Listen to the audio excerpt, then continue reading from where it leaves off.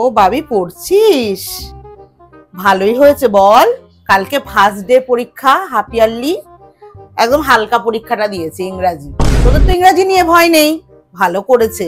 শুরুর দিন একটু টেনশন থাকে, হালকা পরীক্ষাটা দিয়েছে, এতে তোদের রেজাল্টটা ভালো হওয়ার সম্ভাবনা আছে। হ্যাঁ মা, এই তো ইংলিশকে হালকা ভেবে ভেবে এখন বাস খাচ্ছি। কেন কেন, তোর ইংরাজিতেও বাস, তোর সবকিছুতেই বাস। ইংরাজি তো ইজি, তুই তো আগে বলতি মা ইংরাজি পরীক্ষা আমার পড়তেই লাগে না, আবার বাস কিসের? আরে মা, আমি তো ইজি ভাবে সারা বছর কিচ্ছুই পড়িনি, এখন আমি বই খুলে দেখছি সবকিছুই আনটাচ। সায়েন্সে এত প্রেসার ছিল, শুধু ওইগুলোতেই নজর দিয়েছি আর ইংলিশের দিকে ধ্যানই দিইনি। কেন ধ্যান দিবি না কেন? তোকে না আমি বলেছি টাইম টেবিল করে পড়, সময় ভাগ করে নে। সারাদিন শুধু পিসিএম পিসিএম। সায়েন্স নেওয়ার পর থেকে তো তোর মাথাটাই ঘুরে গেল। জেই আর পিসিএম, এই দুটো ওয়ার্ড ছাড়া তো তোর জীবনে কিছু ছিল না।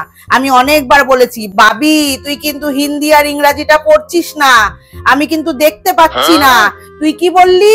মা ইংরাজি তো পড়তেই হয় না, আর হিন্দি পরীক্ষার আগে দুদিন আমি ভিডিও দেখে চলে যাব। আর এখন বলছিস নাকি ইংরাজিটাও তুই পারবি না? তুই কি পারবি রে? আর মা, এখন তো দেখছি আমাদের আইসিএসসি ইংলিশ খুবই টাফ। এখন ইংলিশও টাফ হয়ে গেল, দেখলি না পড়লে না আস্তে আস্তে সবই টাফ হয়ে যায়।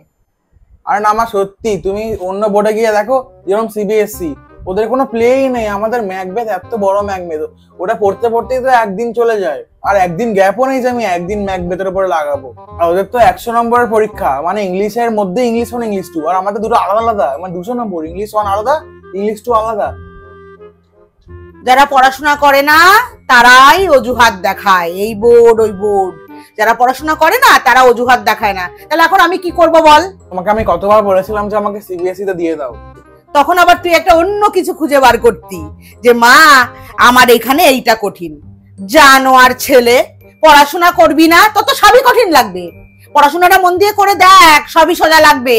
তুই আমাকে ওসব বাহানা বানাস না। আমাকে তুমি ওরম পাওনি, আমি কি এডুকেটেড না? পড়াশোনা জানি না? সবই জানি। তোমার বাহানা না সব আমি ধরে ফেলেছি, জানোয়ার ছেলে।